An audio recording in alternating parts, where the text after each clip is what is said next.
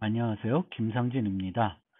2021년도 1학기 정보보호 개론 교과목에 대해서 소개해 드리겠습니다. 먼저 우리가 정보보호라고 하면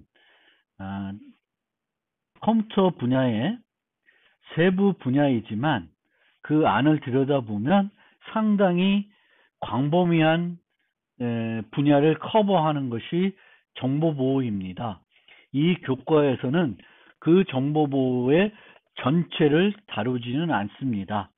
그래서 그것을 명확하게 하기 위해서 우리가 정보보호하면 떠올리는 용어들을 한번 생각해 보겠습니다.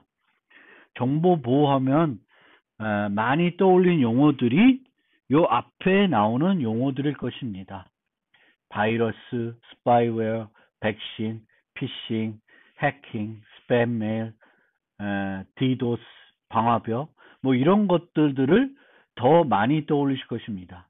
물론 간혹 특히 최근 들어서는 이 비트코인, 블록체인들을 아마 들어보고 많이 등장하겠지만 그래도 정보보호라고 하면 이 앞에 등장하는 용어들이 더 친숙하실 것 같아요.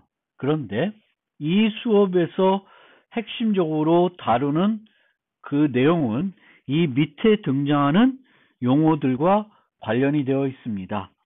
이 용어들의 특징이 뭐냐면은 암호 기술을 사용하는 그런 것들입니다. 그러니까 정보보호에서 정보를 보호하기 위해서 우리가 암호 기술이라는 걸 사용할 수 있는데 이 수업은 바로 이 암호 기술에 초점을 두는 수업입니다. 그리고 우리가 기술을 이해를 할 때 그 기술이 적용이 되는 환경, 기술 환경을 이해하실 필요가 있습니다. 지금은 우리의 IT 환경을 정의하는, 대표하는 용어가 4차 산업혁명일 것입니다. 그 4차 산업혁명을 대표하는 용어는 빅데이터, 클라우드, AI, IoT, 로봇 이런 것들이 될 것입니다. 그리고 꽤 오래전에 등장했던 유비쿼터스라는 용어도 연관시킬 수 있는 그런 개념이 4차 산업혁명입니다. 그러니까 현재의 우리의 IT 환경은 어떤 환경이냐? 유비쿼터스라는 것이 현실화된 환경이라고 할 수 있습니다. 아주 오래전에는 미래 컴퓨팅 환경을 설명하면서 사용했던 용어가 유비쿼터스인데 지금은 그 유비쿼터스라는 환경이 실제 현실화돼서 실생활에 진짜 어떤 응용과 제품으로 나타나고 있다고 보시면 되겠습니다. 죄송합니다. 그러면 이 유비쿼터스라는 건 뭐냐면은 5A라고 하는 것이 실현되는 환경을 말합니다. 즉 어디서나 언제나 어떤 장치를 사용해서든, 그러니까 다시 말해서 어디서나 언제나 어떤 네트워크이든지 간에 또 어떤 장치를 사용하든지 간에 우리가 원하는 서비스를 받을 수 있다라는 것이 유비쿼터스가 됩니다. 그래서 유비쿼터스라는 것은 다른 말로 내재성이라고 합니다. 즉 컴퓨팅 기술이 일반 제품에 들어가는 거죠. 포함되는 거예요. 그러니까 우리가 옛날에는 컴퓨팅 환경이라고 하면 컴퓨터만 생각을 했었는데 지금은 우리가 사용하는 다양한 제품에 컴퓨팅 요소가 들어가게 됩니다. 그것이 점점 확산이 돼가지고 사물 인터넷이라는 것으로 나타나고 있죠. 심지어 이제는 전구라는 하나의 간단한 그런 어떤 것에도 컴퓨팅 장치가 들어가요. 네트워크 요소가 들어가고 프로세싱 할 수 있는 간단한 CPU가 들어가서 동작을 하는 거예요. 그게 사물 인터넷이 되는 거죠. 그래서 내재성이라고 하는 것은 이제 그 인비지블 컴퓨터라고도 얘기하는데 컴퓨터가 안 보이는 상태에서 우리가 컴퓨팅을 이용하는 서비스를 받게 된다는 것이고, 그것은 결국 초연결 시대를 또 의미하기도 합니다. 그리고 이 초연결 시대에서 각각 기기들을 연결하는 그 메커니즘은 인터넷 통신이 되고 있습니다. 다양한 통신 기법이 있겠지만 궁극에는 지금은 모든 것들을 인터넷을 동작하게 하는 그 통신 기술을 써서 다른 것들도 서비스가 제공이 되고 있는 시대가 되고 있습니다. 그리고 AI가 되게 많이 곳곳에 적용이 되고 있는 것이 현실이죠. 그래서 이 AI는 다른 한편으로는 컨텍스트 어웨어라고 하는 개념으로도 얘기가 될 수 있습니다. 현재 상황 인지, 현재 상황에 맞게끔 그 맞는 서비스를 제공해 준다는 거예요. 현재 상황이 뭔지를 인식하고 그 인식된 것을 분석을 해서 거기에 맞는 서비스를 제공해 주는 것입니다. 예를 들면 컨텍스트 어웨어한 서비스는 현재 뭐 가정에 누가 있는지, 어른이 있는지 또는 아이가 있는지에 따라서 서비스되는 것이 달라질 수 있어요. 예를 들면 음악 서비스 같은 경우도 주변에 누가 있는지, 어떤 사용자가 있는지 그 사용자에 맞게 서비스가 제공될 수 있습니다. 동영상 서비스도 그렇고요. 또 그 주변을 인지해서 동작을 하게 되겠죠.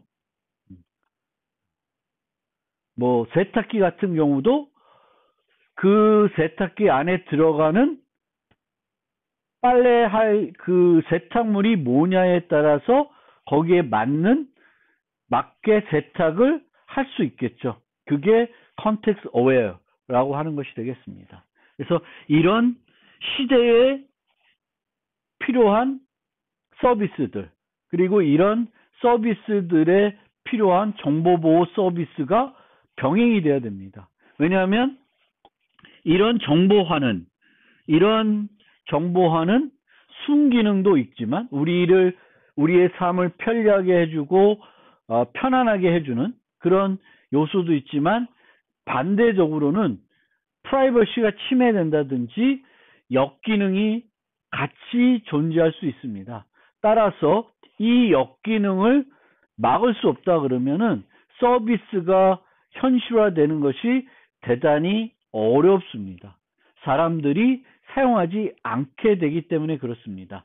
그리고 그런 역기능에 대한 인식도 많이 올라와 있기 때문에 그만큼 그 역기능을 제어할 수 있지 않으면 그 순기능이 아무리 좋다 하더라도 서비스가 이루어지기 어렵습니다. 그리고 이런 초연결 시대, 또 다양한 것들이 서비스가 이루어지는 시대에서는 그 정보보호가 제대로 제공되지 않았을 때 그것의 피해는 대단히 클 수 있습니다. 미치는 효과가 크다는 거예요. 그냥 단순하게 몇 개의 컴퓨터만 연결되어 있는 시대가 아닌 거죠. 그리고 전파 속도도 매우 빠를 수 있습니다. 그래서 거기에 맞는 또 정보보호 서비스들이 제공이 되어야 합니다. 그래서 기술의 발전, 서비스의 변화에 따라서 그 정보보호 서비스도 거기에 맞게끔 발전을 해야 되는 것이 되겠습니다. 그래서 기술을 이해할 때 그 기술이 적용이 되는 환경도 여러분들이 정확하게 분석하고 이해할 필요가 있습니다. 첫 슬라이드에서 말씀드렸듯이 정보보호 분야는 세부적으로 광범위한 것들을 다루게 됩니다. 그래서 이 수업에서 그 분야들을 다 다루어서 강의하지 않고 그 중에 일부에 대해서만 중점적으로 강의를 합니다. 실제 우리 학부에는 4학년 1학기 때 제가 담당하는 교과가 있고 4학년 2학기 때 서 교수님이 담당하는 교과가 있습니다. 그 두 교과에서 전체적인 정보 보호 분야를 다 다루려고 노력을 하고 있습니다.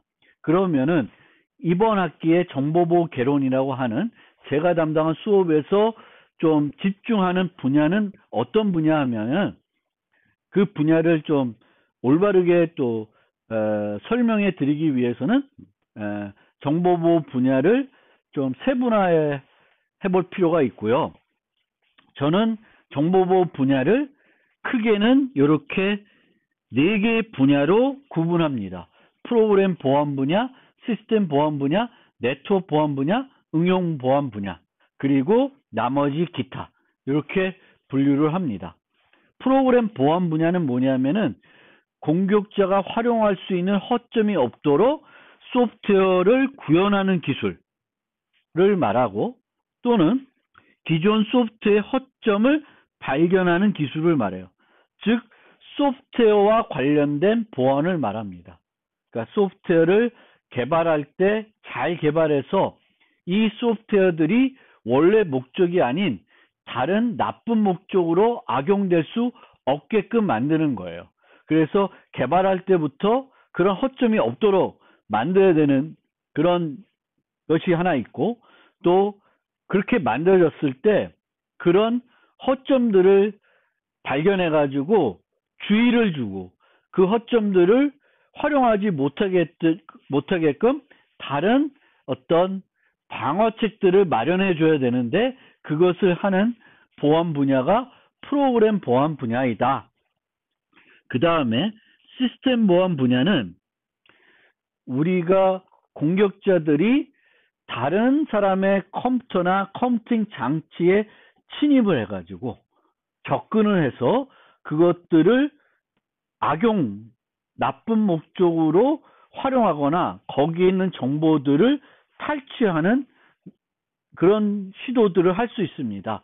그래서 시스템 보안은 공격자들이 그런 다른 시스템의 침입에 성공하고 난 그 후에 그런 보안에 대해서 다루는 것이 시스템 보안 분야입니다. 그래서 공격자가 활용할 수 있는 컴퓨터 시스템의 허점을 발견하는 기술, 그리고 컴퓨터 시스템에 공격자가 침입했을 때 그것에 대응하는 기술을 우리가 시스템 보안 분야라고 합니다.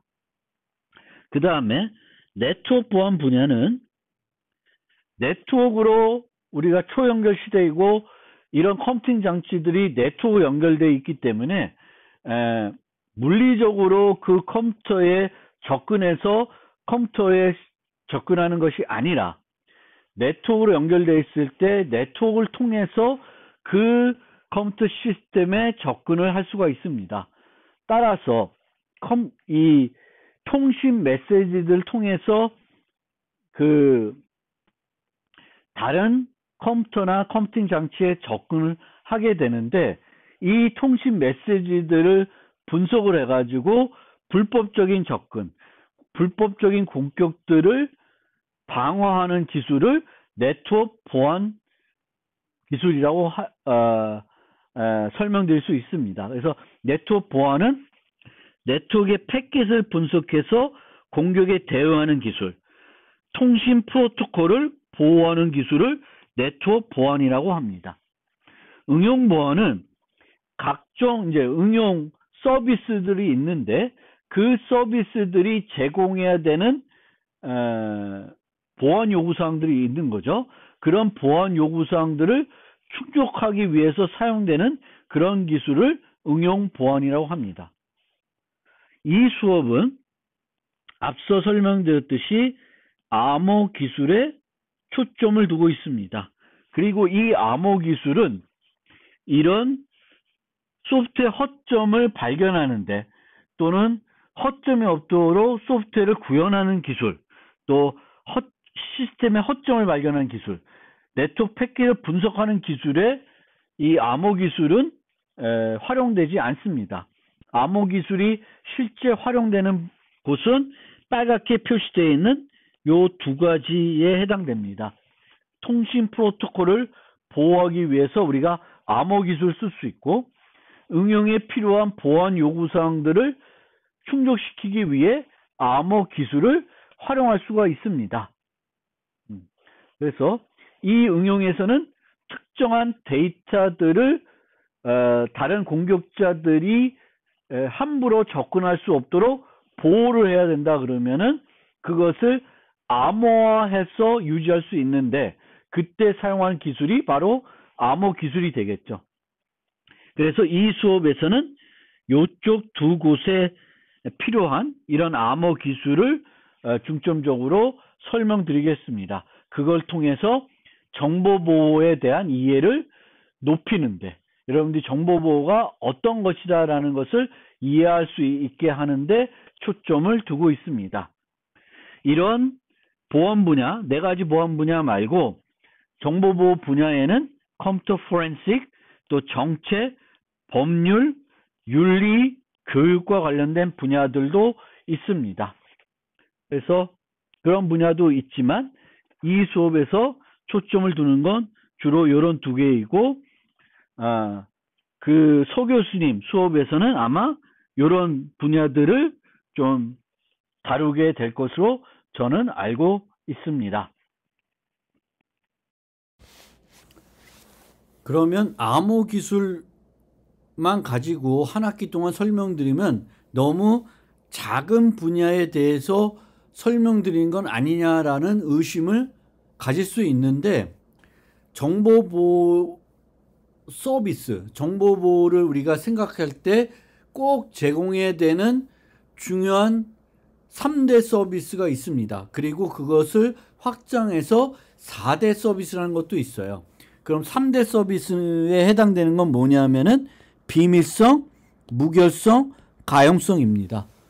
그리고 4대라고 하면은 거기에 인증까지 추가가 됩니다. 그런데 이 중에 비밀성, 무결성, 인증 서비스는 주로 암호 기술을 이용해서 제공이 됩니다. 그래서 암호 기술이 어떻게 보면 정보보호의 아주 작은 부분일 수 있지만 상당히 중요한 부분입니다. 3대 정보보호 서비스 중에 비밀성, 무결성은 주로 암호 기술 통해서 제공이 되고, 4대 정보보호 서비스로 확대됐을 때는 그 4개 중에 3개, 인증까지는 암호 기술을 통해서 제공을 합니다. 간단하게 이 4가지 서비스 설명드리면, 비밀성은 인가된 사용자들만 그 정보를 볼 수 있도록 해주는 서비스를 말하고, 무결성은 정보의 변경을 발견할 수 있도록 해주는 겁니다. 비인가된 변경을 발견할 수 있도록 해준 서비스가 무결성 서비스이고, 인증은 주장된 것을 검증할 수 있도록 해준 서비스입니다. 내가 김상진이다, 내가 한기대 교수이다, 이런 것들을 검증하는 것이 인증 기술이 되겠습니다. 가용성은 사용자가 요구하는, 사용자가 사용하고 싶은 서비스들 언제든지 사용할 수 있게 보장해주는 서비스를 말합니다. 이 가용성이라는 서비스는 암호 기술을 통해서 제공할 수 있는 서비스는 아니고요. 가용성을 원천적으로 해결하는 방법도 존재하지 않습니다. 그래서 이 가용성을 제공하기 위해서는 서버를 한 대 있을 때 2대를 만들어서 한 대가 죽어도 또 또 다른 서버를 통해서 서비스가 이루어질 수 있게끔 해줘야 되겠고, 서비스 거부 공격을 받으면은 빨리 그 서비스 거부 공격을 시도한 컴퓨터들을 네트워크에서 분리시켜서 네트워크 트래픽이 이런 서비스 거부 공격에 의해서 잠식되지 않게 그렇게 해줘야지만 서비스가 계속 제공이 될 수 있는 것입니다. 이런 것들은 암호 기술을 통해서 제공할 수 있는 서비스는 아닙니다.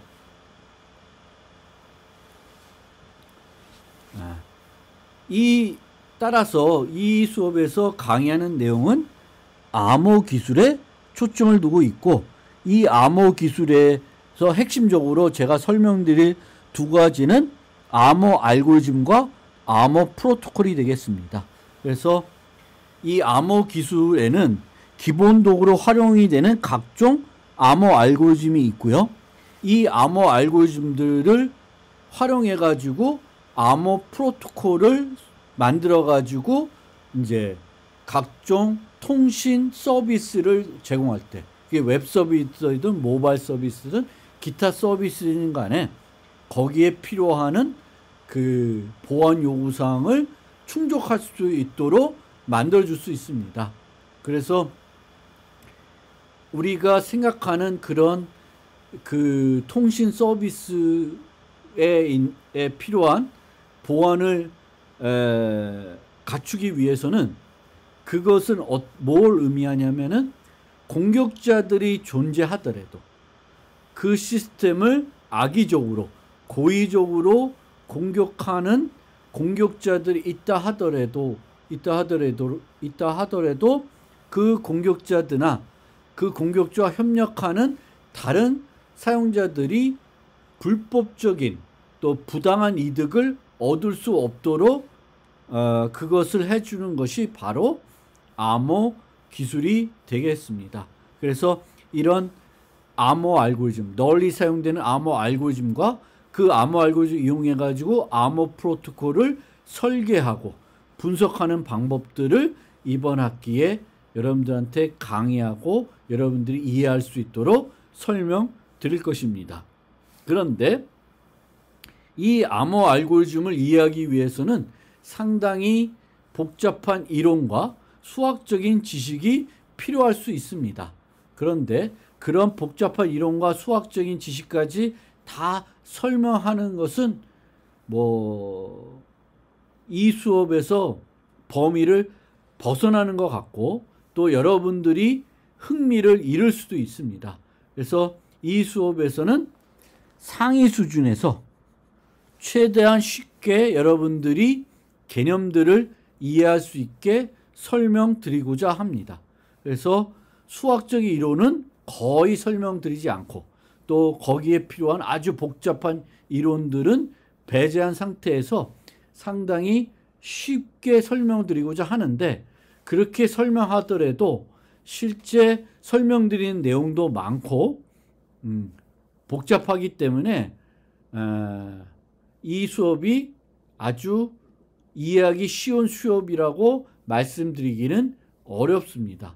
그래서 지금 많은 학생들이 이 수업을 듣고자 하는데 그 이유가 저는 잘 모르겠습니다. 그런데 혹시 이 수업이 이론 수업이고 상당히 쉽게 학점을 딸 수 있을 거라고 기대하면은 그거는 매우 큰 오해입니다. 이 수업은 이론 수업이고 중간 기말만 보면 학점을 이수할 수 있지만, 좋은 학점을 받기 위해서는 공부해야 되는 내용이 그렇게 간단하지 않고 쉽지 않다라는 것을 꼭 말씀드리고 싶습니다. 또 이 수업은 정보보호를 전공하려고 정보보호 분야에 일하고 싶은 학생들한테는 꼭 필요한 수업이 되겠습니다. 따라서 그런 학생들 중에 수업 정연 때문에 못 듣는 학생들도 여전히 있을 것 같습니다. 그래서 아직 늦지 않았으니까 잘 생각해 보시고 이 수업이 본인한테 꼭 맞는 수업이 아니면은 다른 수업을 한번 생각해 보시는 것도 괜찮을 것 같습니다. 이 수업의 강의 목표를 좀 간단하게 설명해 드리겠습니다. 여러분들이 이 수업을 통해서 암호 기술을 바탕으로 정보 보호에 대한 이해를 높이실 수 있을 것입니다. 두 번째로는 주어진 문제에 대한 보안 요구사항을 도출하는 능력을 배양하실 수 있을 것이고요. 세 번째로는 암호 기술의 기본 도구인 암호 알고리즘에 대한 여러 종류의 암호 알고리즘에 대한 기본적인 이해와 올바르게 활용할 수 있는 능력을 배양하실 수 있을 것입니다. 네 번째로는 주어진 보안 요구사항을 해결하기 위해 사용하고 있는 다양한 암호 프로토콜을 이해하실 수 있을 것이고, 특히 후반기에 설명드리는 최근에 많이 이슈가 되고 있는 블록체인에 대한 이해를 하실 수 있을 것입니다. 그리고 기초적인 암호 프로토콜의 세부적으로는 설계 능력도 배양할 수 있고, 암호 프로토콜에서 사용되고 있는 다양한 암호 기술에도 이해하실 수 있을 것입니다. 그리고 이런 암호 기술, 암호 알고리즘이나 암호 프로토콜의 안전성과 효율성을 분석하는 방법에 대해서도 이해하실 수 있을 것이고요. 그리고 이렇게 배운 여러 가지 그런 것들이 꼭 보안 분야에만 적용이 되는 건 아닙니다. 그래서 여기서 배운 다양한 내용들을 또 여러분들이 관심 갖고 있는 다른 컴퓨팅 분야에 응용하고 적용하고 응용하는 능력들도 배양할 수 있을 것 같습니다. 그래서 이 부분도 상당히 여러분들이 학습하면서 어떤 배운 내용을 정보보호라는 관점만 가지고 살펴볼 것이 아니라 전체적인 문제 해결이라고 하는 차원에서도 바라보실 필요가 있습니다. 그래서 개인적인 여러분들이 각 개별적으로 가져야 되는 것들은, 만약 혹시 정보보호 분야에서 일하고자 하는 학생들은 필수 교과이니까 이 교과는 열심히 좀 학습해 보실 필요가 있을 것이고, 아마 동기는 충분히 될 수 있는 교과가 될 것입니다. 그런데 꼭 정보보호 분야에 일을 하고 대부분의 학생들은 그렇지 않겠죠. 꼭 정보보호 분야가 아니라 다른 분야에서 일할 학생들이 더 많겠지만, 어떤 컴퓨터 공학 분야에 일하든지 간에 기초적인 정보보호 개념에 대한 이해는 필수적입니다. 그래서 그것을 배양하는 교과로 매우 기초적인 교과로 중요한 교과가 될 수 있습니다. 그래서 그런 측면에서 다른 정보보호 분야에 일하지 않을 생각을 갖고 있는 학생들은 그런 측면에서 접근을 해주시면 좋을 것 같고요. 그런데 이제 그런 학생들 중에 일부는 이 수업 때문에 정보보호 분야에서 일을 하고 싶은 마음이 생길 수도 있을 것 같습니다. 그러면은 아주 저한테는 보람 있는 일이 될 수 있는데, 그런 학생들은 또 이미 처음부터 정보보호 분야의 일을 하려고 생각했던 학생들은 더 전문 지식을 쌓기 위해서 또 진학을 생각해 볼 수 있을 것이고요. 진학을 하지 않더라도 정보보호 분야로 진로를 택하실 수 있을 것입니다. 그리고 어떤 목표를 가지고 시작했더라 하더라도 공통적으로 이 수업에서 배운 내용들을 꼭 정보보호 분야뿐만 아니라 앞서 설명했듯이 다양한 분야에서 응용할 수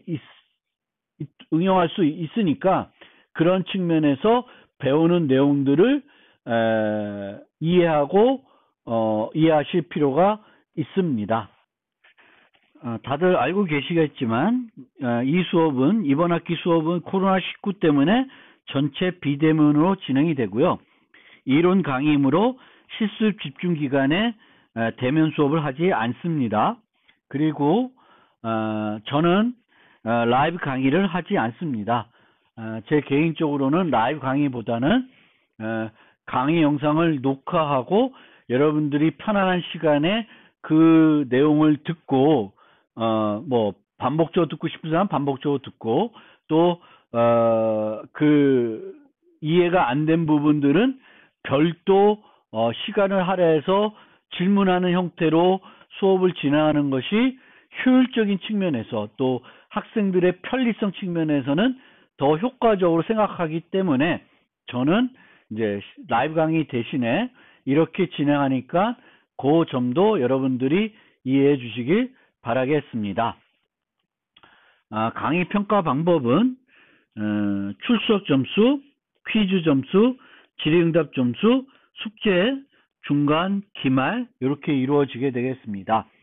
출석은 이해를 통해 비대면으로 진행되기 때문에 자동 체크됩니다. 그래서 이 점 주의해서 주의해 주시기 바라겠고요. 비대면 라이브 강의로 진행하지 않기 때문에 뭔가 공결하거나 이런 것도 존재하지 않습니다. 따라서 잘 주의해서 기간 내에 꼭 그 올라온 영상들을 들어주시길 바라겠고요. 그걸 듣지 않게 되면 결석 처리되고, 결석이 많으면 자동적으로 F학점이 나가니까 주의해 주시기 바라겠습니다. 그리고 이해를 통해서 매주 3-5문제의 간단한 문제들이 나갑니다. 그래서 이 문제들을 모든 학생들이 의무적으로 풀어야 되는 거고, 그것의 그 결과를 최종적으로 반영할 예정입니다. 그래서 꼭 이제 교재가 올라가고요. 그리고 슬라이드가 있습니다. 그래서 제가 생각하는 학습 방법은 교재를 다운받아서 한번 개인적으로 읽어봤으면 좋겠습니다.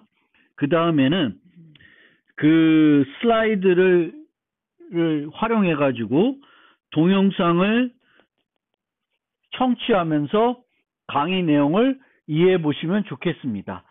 이거를 들으면서 잘 이해가 안 된 부분들, 궁금한 점은 메모를 해주시면 좋겠고, 이 메모된 것들을 질의응답에 올려주시면 좋겠습니다.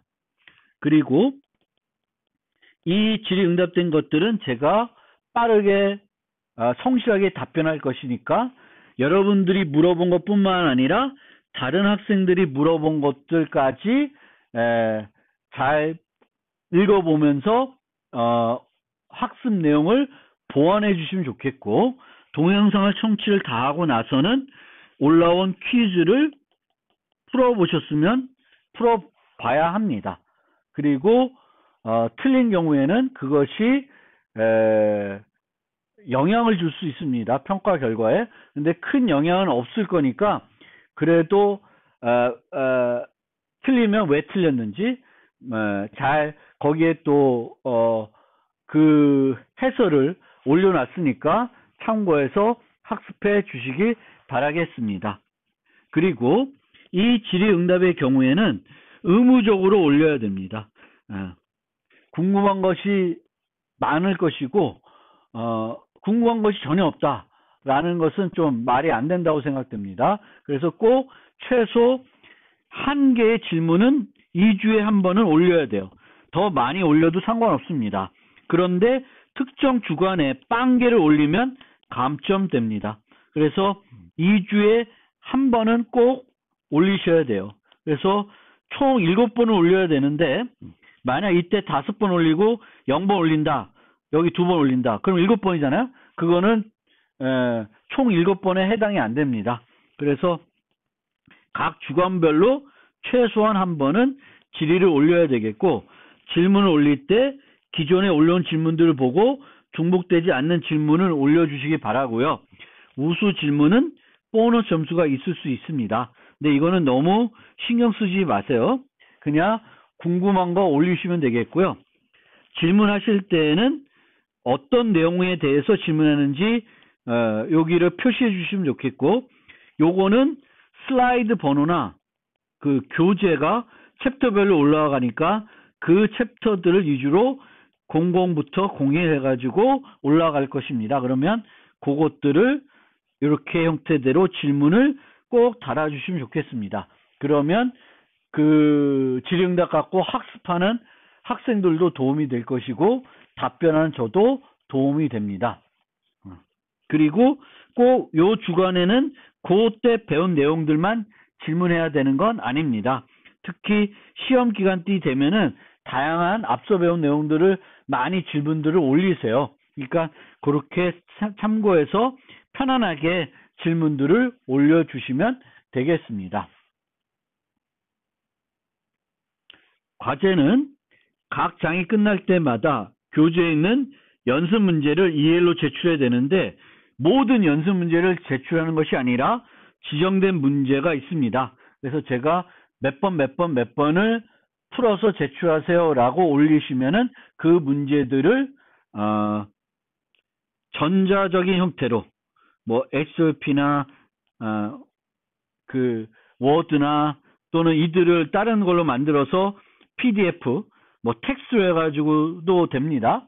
그런데 HTTP 가급적이면 PDF로 변환해서 올리는 것이 좋을 것 같아요. 그 평가해주는 입장에서는. 그래서 그렇게 좀 올려주시면 되겠고요. 연습 문제 말고 각 장과 관련된 최신 기술을 정보보호 관련된 기술과 관련된 문제가 새 문제가 있을 수 있고 아니면 자료조사 문제가 있을 수 있습니다.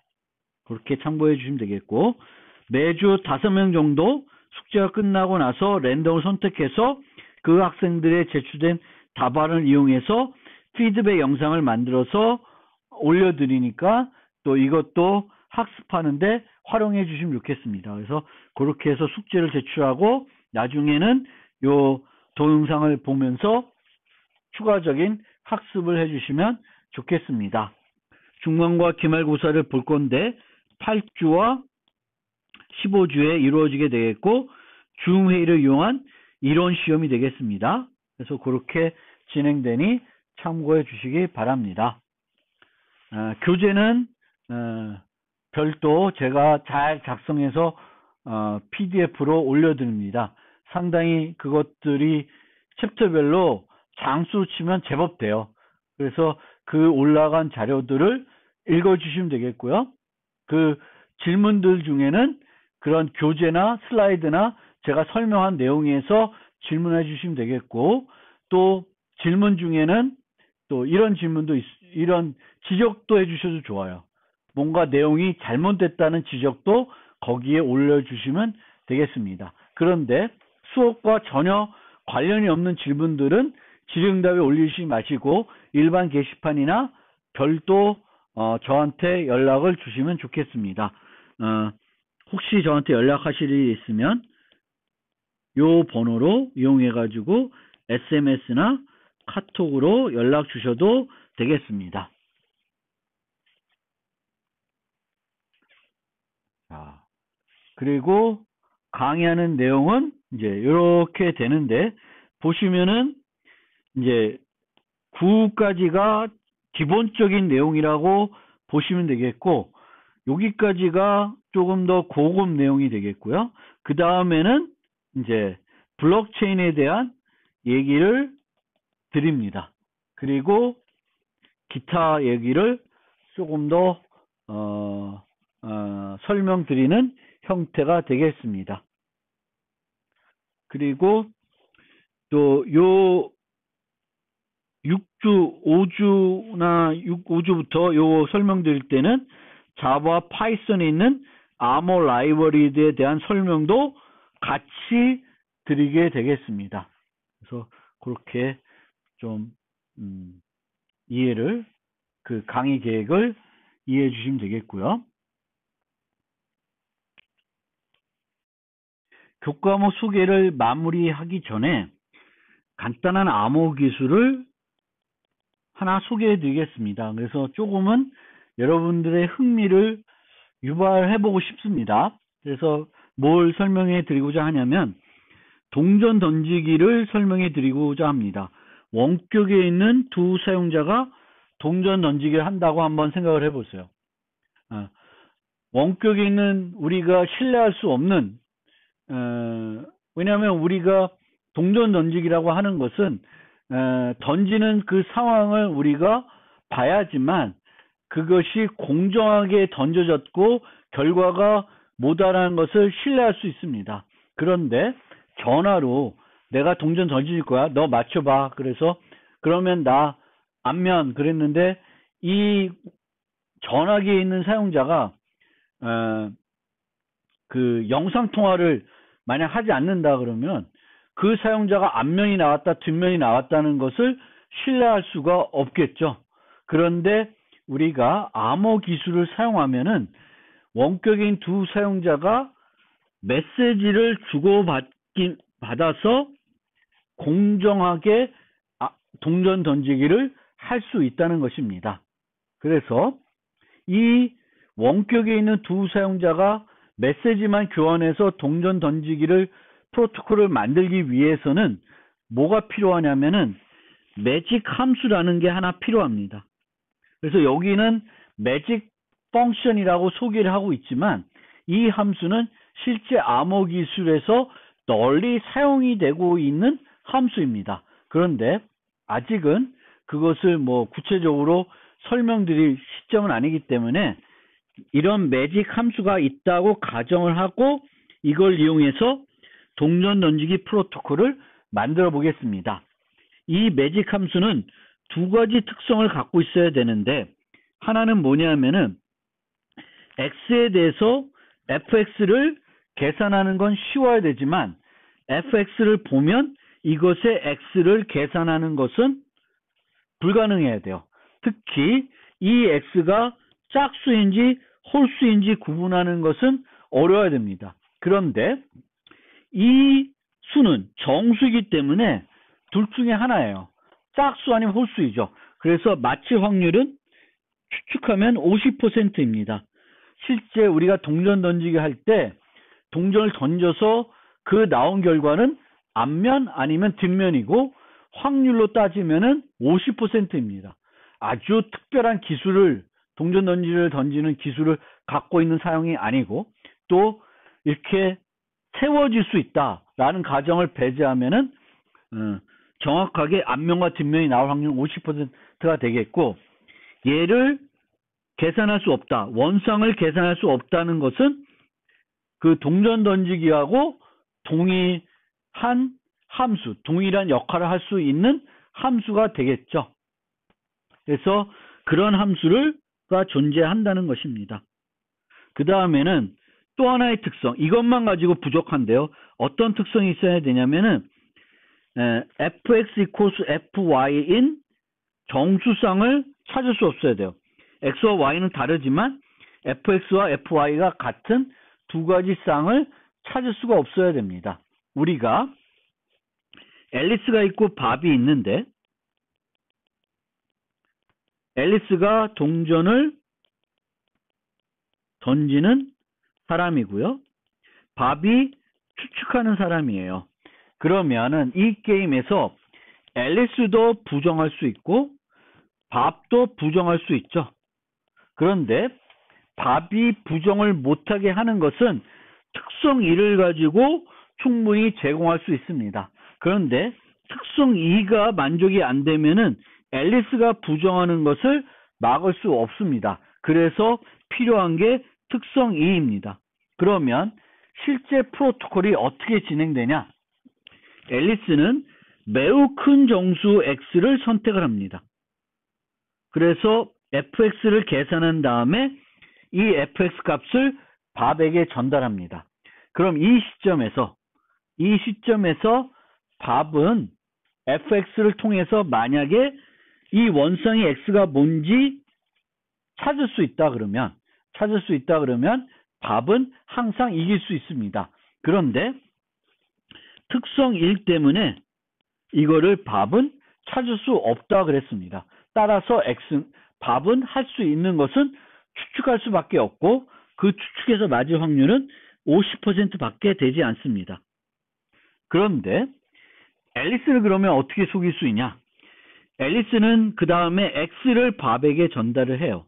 그럼 밥은 f 함수를 알고 있기 때문에 이 x를 이용해서 자기가 스스로 계산을 해봐서 1번에서 전달된 값과 거기에 x가 맞는지 확인하게 됩니다. 그러면 내가 틀렸구나, 앨리스가 맞구나 라고 확신할 수 있는데, 만약에 앨리스가 fx equals fy인 x 다슨 equal y인 두 개의 값을 알 수 있고, 얘가 짝수이고 얘가 홀수이면 fx를 전달한 다음에 밥의 답에 따라서 x를 줄 수가 있고 3번 단계에서 y를 줄 수가 있습니다. 그러면 앨리스는 어떻게 돼요?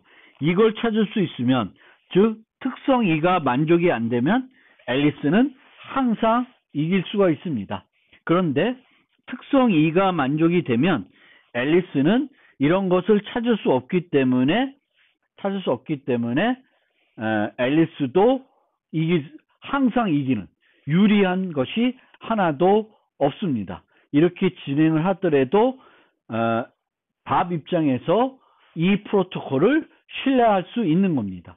이 f라는 함수가 이 두 가지 특성을 정확하게 제공한다 그러면 앨리스도 밥도 이 프로토콜에 대해서 신뢰할 수가 있게 됩니다.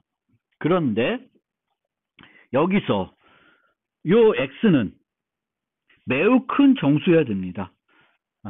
왜 매우 큰 정수여야 되는지는 여러분들이 연습 문제로 제가 드린 상태이니까 한번 생각을 해보셨으면 좋겠고요. 그거에 대한 답은 다음에 피드백을 통해서 설명해 드리겠습니다. 이걸로 교과목 소개에 대한 설명을 마무리하겠습니다.